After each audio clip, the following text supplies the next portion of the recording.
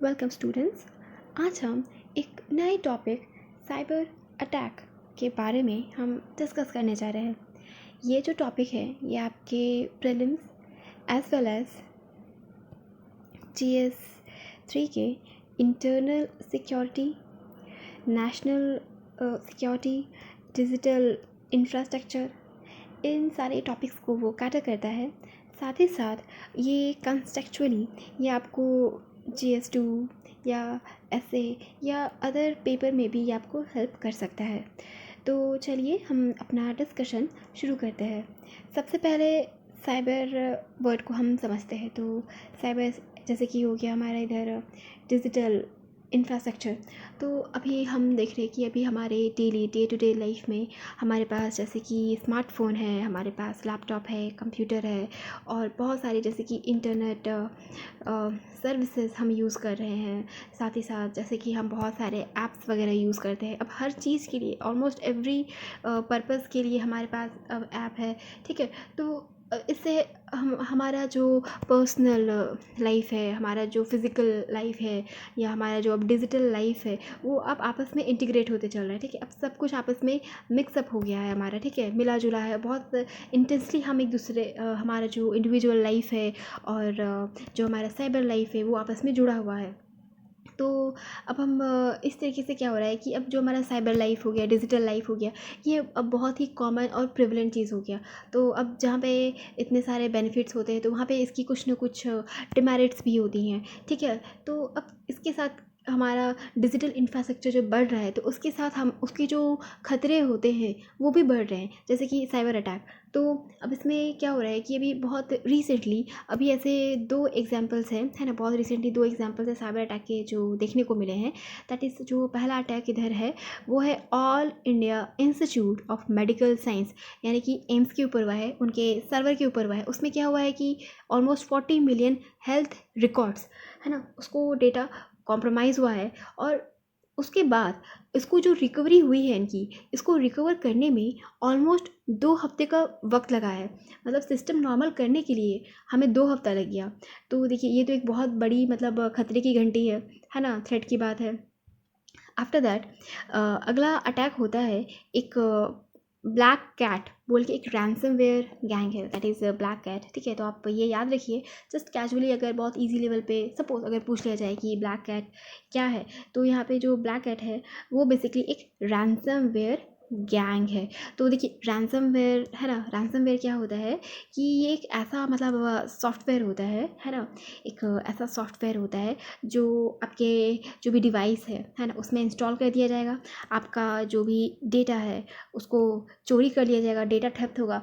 और उसके बाद आपको अपना डेटा रिकवरी के लिए, है ना, डेटा रिकवरी के लिए आपको वापस मिलने के लिए फिर आपसे रैंसम यानी कि आपसे मनी डिमांड की जाएगी। और ये मनी जो होती है वो ऐसे नहीं कि बहुत ऐसी वैसी नहीं होती है, मतलब बहुत हैवी, है ना, बहुत हैवी अमाउंट आपसे मांगा जाएगा। और ये आजकल क्रिप्टो, है ना, जो क्रिप्टो ट्रेंड में है, तो ये क्रिप्टो में भी आपको ये रैंसम आपसे मांगा जाता है। तो ये होता है ransomware gang Black Cat. तो उन्होंने क्या किया है कि मिनिस्ट्री ऑफ डिफेंस के अंडर एक एम्यूनिशन और एक्सप्लोसिव मैन्युफैक्चर कंपनी है, that is solar industry limited. तो इन्होंने इसका 2 टेराबाइट ऑफ डेटा इन्होंने हैक कर लिया, ठीक है।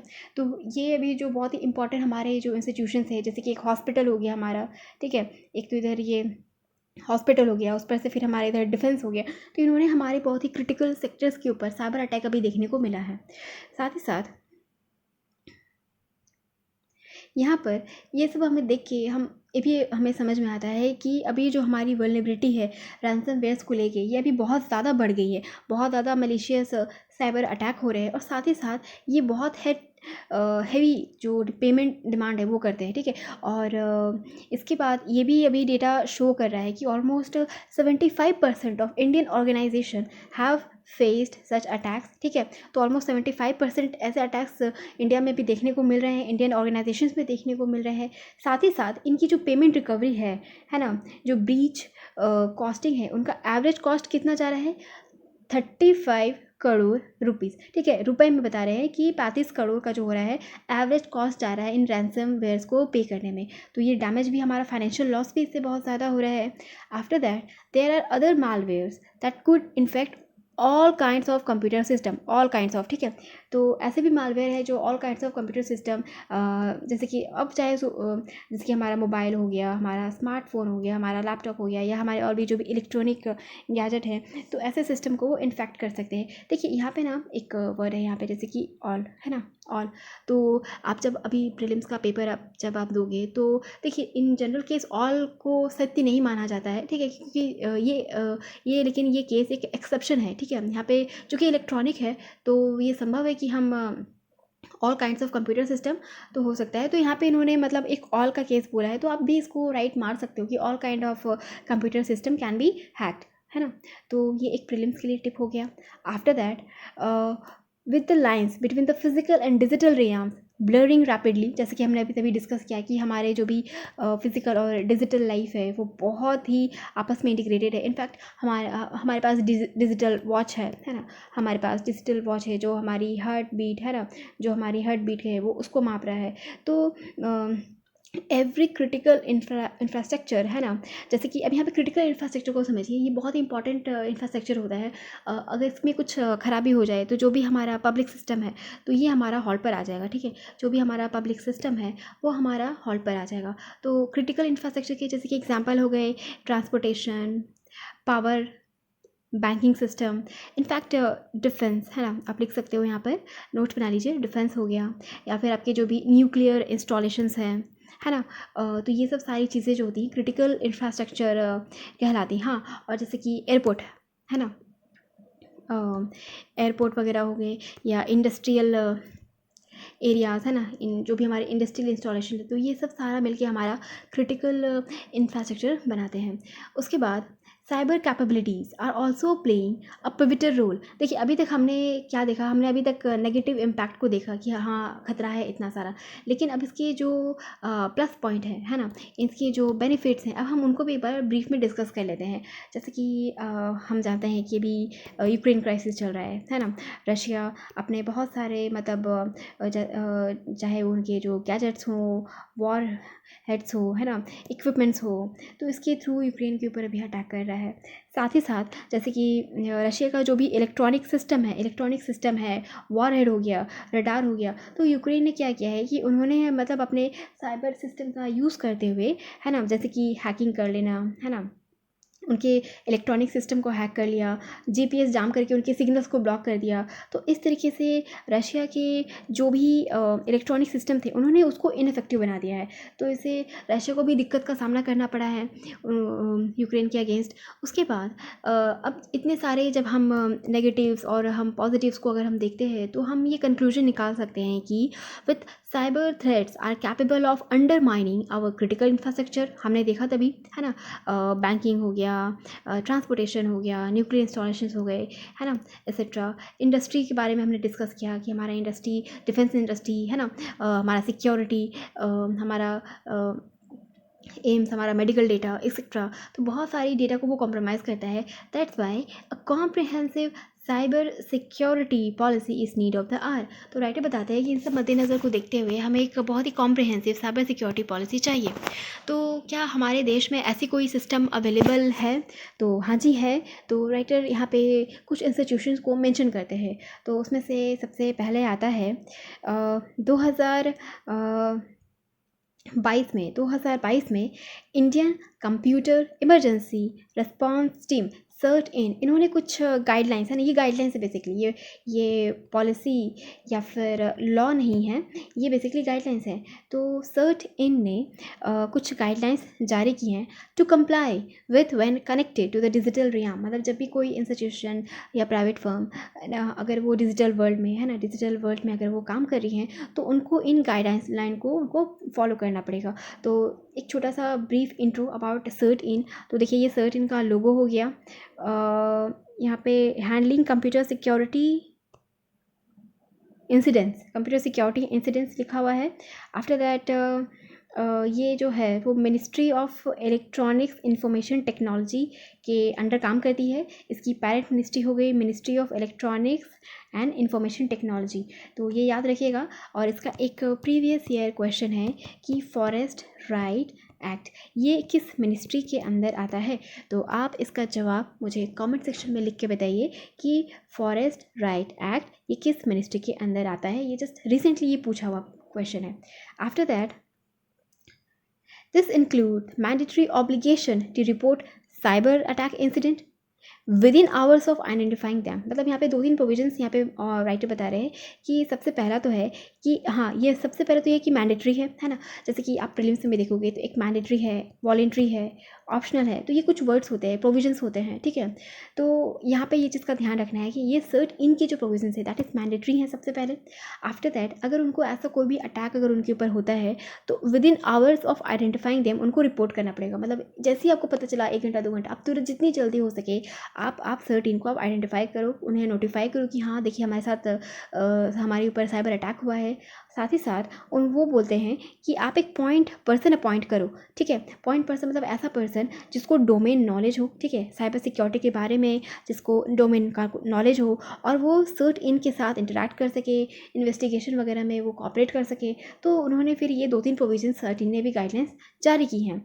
आफ्टर दैट इंडिया ने अभी ड्राफ्ट पर्सनल प्रोटेक्शन बिल 2022 ये लाया गया है, जो ये बोलता है कि अगर जब भी डेटा ब्रीच होगा, ठीक है, जब भी डेटा ब्रीच होगा तो हम वहाँ पे ₹500 करोड़ का हम पेनल्टी लगाएंगे।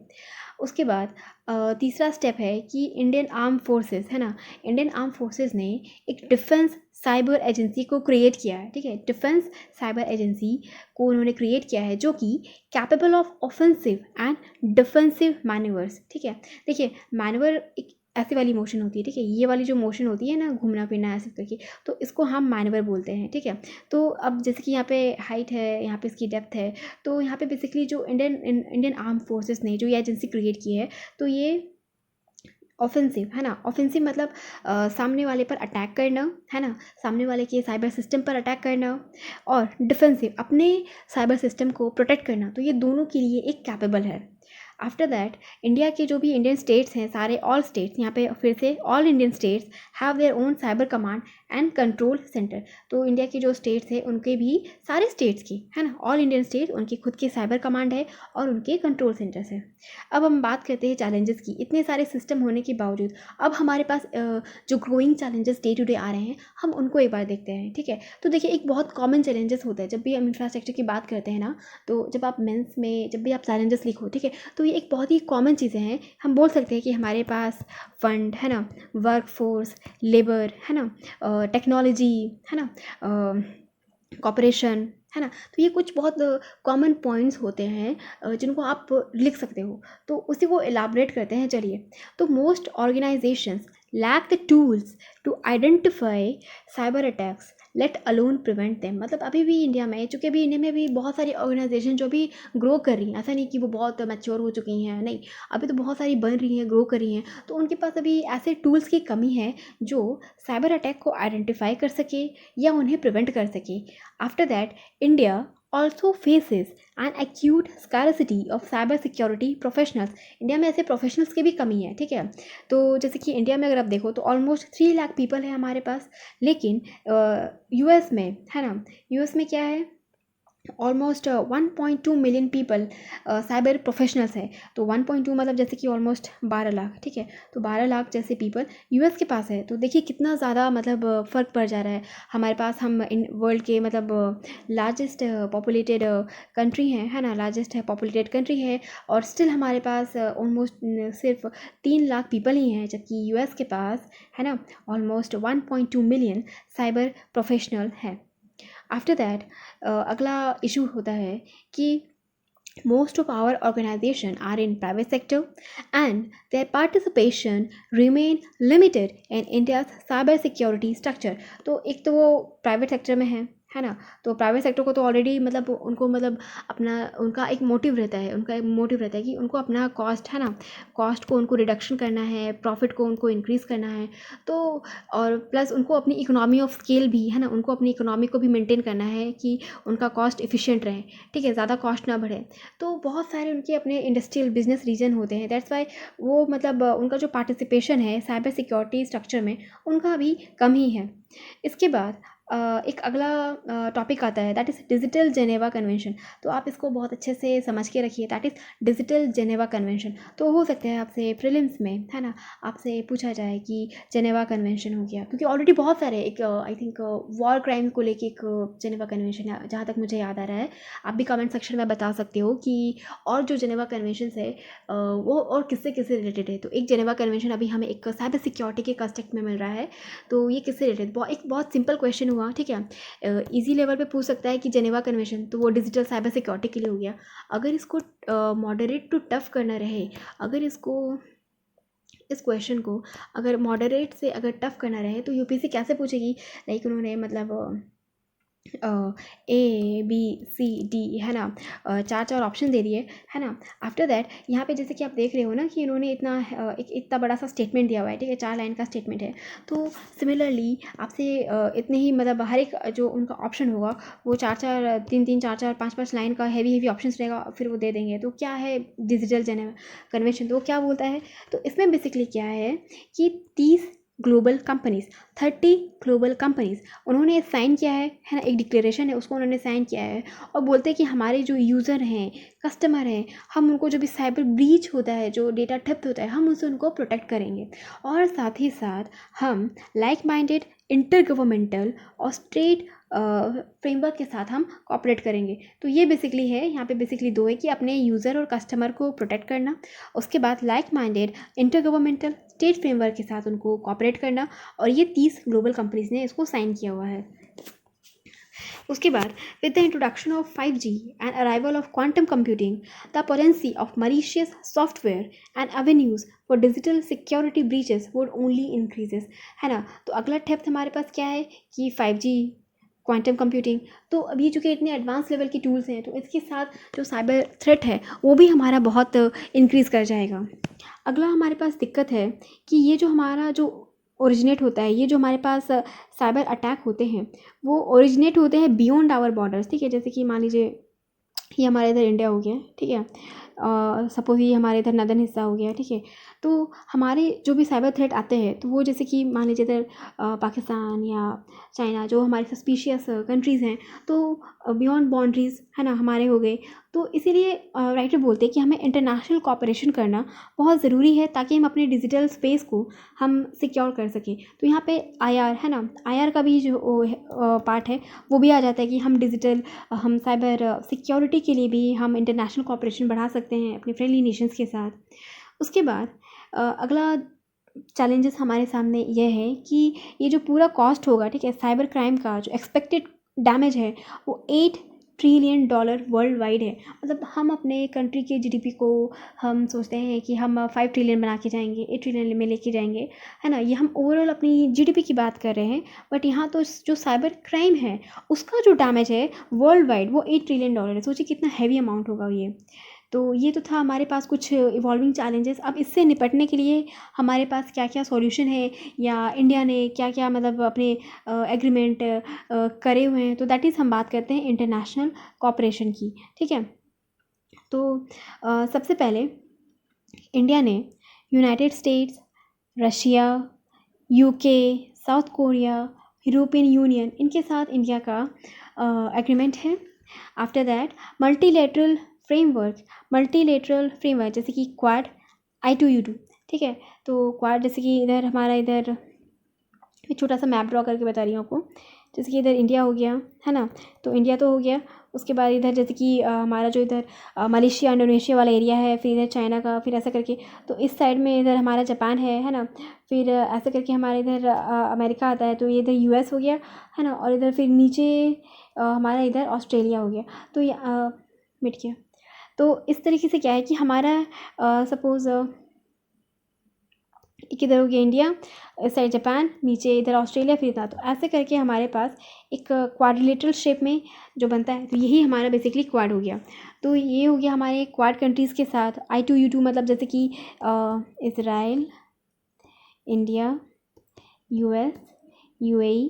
तो इन 4 कंट्रीज़ का आपस में मतलब साइबर सिक्योरिटी कॉपरेशन हो सकता है to enhance cooperation in cyber incident response, technology collaboration, capacity building and improvement of cyber resilience. मतलब साइबर रेजिलियंस मतलब अगर अटैक होता भी है, ठीक है, अगर हमारे किसी सिस्टम में अटैक होता भी है तो हम जल्दी से उसको रिकवर कर ले, अपने सिस्टम को चुस्त दुरुस्त तंदुरुस्त बना के वापस से ऑनलाइन आ जाए, ठीक है। तो ये कुछ हमारे मतलब कॉपरेशन के एग्जाम्पल्स हो गए, quad, I2U2, US, Russia, UK, south Korea, European union, ठीक है। उसके बाद हमारे पास अब इसमें भी एक दिक्कत क्या हो जाता है कि नो ट्रूली ग्लोबल फ्रेमवर्क, है ना, and with many operating in silos, ठीक है। तो देखिए यहाँ पे भी दिक्कत है कि इतने सारे कंट्रीज़ हैं, है ना, और बहुत सारे कंट्रीज़ के आपस में मतलब है एनिमी, है ना, राइवल आइडियोलॉजी भी चलती है ना। तो अब इसमें क्या हो रहा है कि कोई एक यूनिफॉर्म, है ना, यूनिफॉर्म पॉलिसी यहाँ पर नहीं है ना। हर कंट्रीज़ के अपने अपने मतलब ओपिनियन हैं, अपने अपने प्रोविजंस यहाँ पर आते हैं। तो और इसमें जब इनका ऑपरेशन भी क्या होता है, इससे बहुत दिक्कत होता है, बहुत सारे लूप होल्स यहाँ पर बनते हैं उनके ऑपरेशन में। तो यहाँ पे इसका एक एग्जांपल राइटर बताते हैं, जैसे कि यूएन जनरल असेंबली में यहाँ पे बेसिकली 2 प्रोसेस को यहाँ पे आगे पास किया गया है, ठीक है। 2 प्रोसेस यहाँ पे इस्टेब्लिश किया गया है हमारे ICT एनवायरनमेंट के लिए, है ना, इंफॉर्मेशन एंड कम्युनिकेशन टेक्नोलॉजी, इनके लिए UN में 2 प्रोसेस आए हुए हैं। तो पहला जो प्रोसेस आता है ना, वो एक आया है US की तरफ से और दूसरा आया है रशिया की तरफ से, ठीक है। तो चलिए हम दोनों को एक बार देखते हैं। तो देखिए रशिया, है ना, रशिया ने open ended working group propose किया है जिसमें इंटायर UN मेंबरशिप इंक्लूडेड है, ठीक है। One is the open ended working group comprising entire UN membership, मतलब सारे UN के मेंबर है, इसमें किसी का एक्सक्लूजन नहीं है ना। और ये रिजोल्यूशन है रशिया का। आफ्टर दैट अगला प्रपोजल आता है US का, जो कि है ग्रुप ऑफ गवर्नमेंटल एक्सपर्ट, है ना, group of governmental expert and 25 countries from all the major regions, है ना। और यहाँ पे 25 कंट्री हैं, ऑल द मेजर रीजन्स। देखिए मेजर रीजन्स मतलब जैसे कि मैं बता रही हूँ, ये हो गया इधर इक्वेटर, है ना। तो जैसे कि इधर हो गया US, Latin America, European union, UK, Africa, Australia, है ना। इधर जैसे कि मिडिल ईस्ट हो गया, इधर इंडिया, ईस्ट एशिया, है ना, रशिया। यूरोप में भी वेस्टर्न यूरोप है, ईस्टर्न यूरोप है। तो ये कुछ मेजर जियोपॉलिटिकल रीजन्स हैं। तो वहाँ से US ने 25 कंट्रीज़ को पिक किया हुआ है। तो मैं आपको ना यहाँ पे एक प्रीलिम्स के लिए हिंट देती हूँ। सपोज़ आप कैसे सोच सकते हो, मैं आपको एक थॉट प्रोसेस यहाँ पे बताती हूँ। मान के चलो आप सबसे पहले तो आपने डिसाइड किया कि आपको क्वेश्चन अटेम्प्ट करना है या नहीं करना। सबसे पहले आपने ये डिसाइड किया। आफ्टर दैट जब आप सोचते हो कि हाँ मुझे ये क्वेश्चन अटेम्प्ट करना है, तो सपोज आप इसको कैसे गेस करोगे, ठीक है। तो देखिए रशिया जो है वो बेसिकली एक सोशलिस्ट कंट्री है सब, ठीक है। तो मान के चलिए अगर UPSC अगर आपको डायरेक्ट, है ना, डायरेक्ट क्वेश्चन दिया जाता है, ठीक है, मान के चलिए अगर वो आपको डायरेक्ट क्वेश्चन देती है सेम टू सेम, तो आप कैसे सोच सकते हो। तो सबसे पहले कि रशिया वो एक सोशलिस्ट इकोनॉमी है, दैट्स वाई। तो ये पॉसिबल है कि वो एंटायर UN मेंबरशिप को लेकर के चले, सबका साथ सबका विकास, है ना, इंटायर आ जाए। तो मतलब ये सबके लिए है ना, सब आ सकते हैं, मतलब ये ओपन है ना, आओ भाई आप भी ज्वाइन करो, ओपन है, सबके लिए है, ओपन इंडेड, ठीक है। दैट्स वाई ये ओपन इंडेड वर्किंग ग्रुप। तो हाँ, तो सुनने में सिमिलैरिटी है, ठीक है, एक सिमिलैरिटी लग रही है कि हाँ आइडियोलॉजी सिमिलर है, तो पॉसिबल है, ऑलराइट। उसके बाद हम US का देखते हैं, US का। तो यहाँ पे क्या है, ग्रुप ऑफ गवर्नमेंटल एक्सपर्ट। तो देखिए आपने चूँकि इतना पढ़ा है, ठीक है, आप 1 साल 2 साल, है ना, और भी मतलब सालों से आप चूँकि प्रिपरेशन कर रहे हो मेहनत से, तो इतना तो आप भी समझ रहे हो कि इतना तो आप भी समझ चुके हो कि US बेसिकली ग्रुपिज्म में बहुत बिलीव करता है। अब भाई आप हमारी ग्रुप में आ जाओ, उनकी ग्रुप में मत जाओ, है ना। तो ग्रुप वाली जो मैंटेलिटी है US की है। उसके बाद एक्सपर्ट्स भी US को चाहिए, है ना, कैपिटलिस्ट इकोनॉमी है US की, तो उनको एक्सपर्ट्स चाहिए। तो एक्सपर्ट तो हर जगह होंगे नहीं, तो वो कुछ ही को लेंगे, तो दैट इज़ 25 कंट्रीज़, ऑलराइट। तो देख अब एक कोहेरेंस है ना, आप एक सिमिलरिटी पाते हो, ठीक है। तो इस तरीके से आप एक गेस भी कर सकते हो। अब एक रिस्की, हाँ ये रिस्की है, मैं बोलती हूँ ये रिस्की है, बट हाँ आप अपने थॉट प्रोसेस को आप सोच सकते हो कि हाँ मैं ऐसे भी सोच सकता हूँ, ठीक है। अब चूँकि हम देख रहे हैं कि यूएस और रशिया चूँकि दोनों एक राइवल कंट्रीज़ हैं, लेकिन हाँ इनका इंडिया के साथ अच्छे टर्म्स हैं। तो यहाँ पर इंडिया को इनके बीच बैलेंस इस्टैब्लिश करना पड़ेगा, ठीक है। इंडिया को बैलेंस इस्टैब्लिश करना है ताकि जो आस्पेक्ट हो गए बहुत सारे, जैसे कि ओपननेस है ना, रिस्ट्रिक्शन और डेटा फ्लो, कि मतलब किसी कंट्री से दूसरी कंट्री में डेटा जाए ना जाए, डिजिटल सोवरेनिटी। मतलब देखिए प्रीवियस ईयर में आई थिंक सोवरेनिटी से रिलेटेड क्वेश्चन आ चुका है, ठीक है। सोवरेनिटी वाला जो टॉपिक है अंडर पॉलिटिक्स सेक्शन है ना, ये जो टॉपिक है आपका पूछा जा चुका है, ठीक है। तो डिजिटल सोवरेनिटी क्या होती है? तो डिजिटल सोवरेनिटी इस टर्म का मतलब है कि इसको कैसे पूछा जा सकता है, मतलब उन्होंने A B C D ऐसे ऑप्शन दे दिए और कुछ कुछ उन्होंने मतलब 2-3 लाइन के उन्होंने अपने हेवी स्टेटमेंट लिख दिए। तो डिजिटल सोवरेनिटी, तो इसका मतलब होता है कि कंट्री अपने डेटा को कंट्रोल कर सके, उनकी सिटीजन्स का जो डेटा है वो उसकी जियोग्राफिकल बॉर्डर्स के अंदर हो, है ना। और मतलब उनको अपना सिटीजन्स का डेटा एक्सेस करने के लिए अदर कंट्री से उनको परमिशन की ज़रूरत ना पड़े, है ना। उनका खुद की डेटा पे कंट्रोल है। अगर उनको जैसे कि सिक्योरिटी पर्पज़ से अगर उनको मांगना है डेटा चाहिए, तो उनको फिर यूएस से, है ना, या अदर कंट्री से उनको मांगना की ज़रूरत नहीं है। वो अपने राइट्स एक्सरसाइज कर सकते हैं, ठीक है। तो ये हो गई बेसिकली डिजिटल सोवरेनिटी के एस्पेक्ट, ठीक है। बेसिक कॉन्सेप्ट हो गया इसका। आई होप आपको समझ में आया हो। नहीं समझ में आया हो तो आप मुझे कमेंट सेक्शन में डेफिनेटली बोल सकते हो। उसके बाद अब देखिए यहाँ पे चूँकि हमें समझ में आया कि यूएस और वर्सेस रशिया, तो इनमें अभी डिफरेंसेस है। लेकिन हाँ अगर हम जब दोनों प्रोसेस को अगर हम रीड करते हैं तो यूएन ने पाया कि ये जो प्रोसीजर्स हैं ये आपस में कॉम्प्लीमेंट्री हैं, ना कि म्यूचुअली एक्सक्लूसिव। कॉम्प्लीमेंट्री मतलब सपोज़ यूएस ने कुछ चीज़ों को पकड़ा होगा, है ना, या कुछ चीज़ों को उन्होंने छोड़ दिया होगा, तो फिर रशिया ने कुछ चीज़ों को पिक किया है, कुछ चीज़ों को छोड़ा है, तो आपस में ये लोग एक दूसरे की प्रोविजंस को कंप्लीट करती हैं, है ना। तो ये क्या करती है, एक 360 डिग्री हॉलिस्टिक अप्रोच, है ना, दोनों कंट्रीज़ की तरफ से हमें मिलता है। और ऐसा नहीं है कि ये लोग दोनों आपस इनकी जो उन्होंने जो प्रपोज किया है आइडियाज़ वो भी एक दूसरे के अगेंस्ट हो, ऐसा कुछ नहीं है। कॉम्प्लीमेंट्री है, ठीक है, कॉम्प्लीमेंट्री है। उसके बाद हम आते हैं कंक्लूजन के ऊपर, ठीक है। तो जैसा कि कंक्लूजन तो ऑब्वियसली ऑप्टिमिस्टिक होना चाहिए, है ना, ऑप्टिमिस्टिक होना चाहिए, इंडिया के पॉइंट ऑफ व्यू से होना चाहिए, है ना। तो हम बोल सकते हैं कि अब चूँकि इंडिया जो है वो G20 उनकी जो समिट है उसको होस्ट कर रहा है, ठीक है। और प्लस इंडिया के यूएस और रशिया के साथ अच्छे ताल्लुकात हैं, है ना। और प्लस इनफैक्ट हम वर्ल्ड के सारे कंट्रीज़ के साथ हमारे अच्छे ताल्लुकात हैं। तो हम यहाँ पे सारी कंट्रीज़ को, है ना, हम यहाँ पे ला सकते हैं, हम आपस में डिस्कशन कर सकते हैं। हम एक मिनिमम कॉमन ग्राउंड, है ना, बना सकते हैं जिसमें हम सारी कंट्रीज़ को हम एग्री कर सकते हैं कि आप इन गाइडलाइंस को फॉलो करिए, है ना। हम एक कॉमन विजन तैयार कर सकते हैं।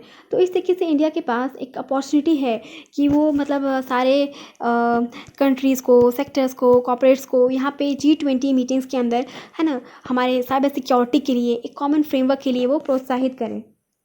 तो इस तरीके से क्या होगा कि इंडिया बन जाएगा मोस्ट सिग्निफिकेंट, है ना।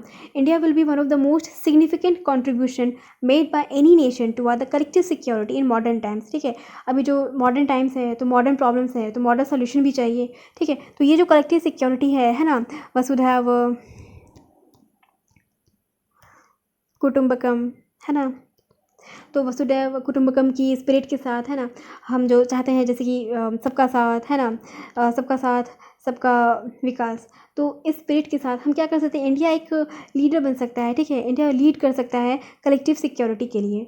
तो इसी के साथ मैं आज का ये डिस्कशन समाप्त करती हूँ। अगर आपको मेरा लेक्चर अच्छा लगा हो तो मेरे वीडियो को लाइक, शेयर, कमेंट करें, मेरे चैनल को सब्सक्राइब करें और अपने फ्रेंड्स में ज़्यादा से ज़्यादा शेयर करें। मैंने और भी बहुत सारे टॉपिक पे अच्छे अच्छे इंटरेस्टिंग डिस्कशन वीडियोस बनाए हैं। आप उन्हें मेरे चैनल के प्लेलिस्ट पे विज़िट करके चेक कर सकते हैं। और तब तक के लिए थैंक यू सो मच। जय हिंद।